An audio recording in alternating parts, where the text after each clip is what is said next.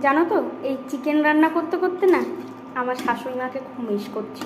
অবশ্য আমার মাকেও মিস করছি। কারণটা কেন জানো?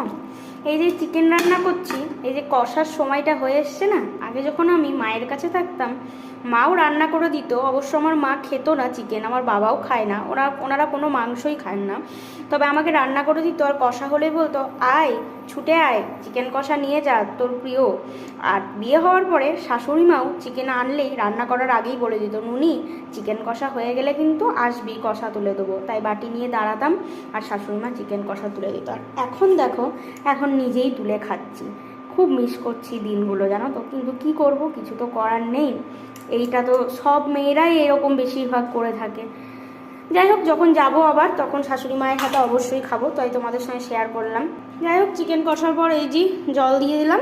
জল দিয়ে দেওয়ার পরে দেখো এখন সেদ্ধ হতে থাক, আমি ঢাকা দিয়ে দিই। আর বর আর আমি মিলে এখন চিকেন কষা খাই।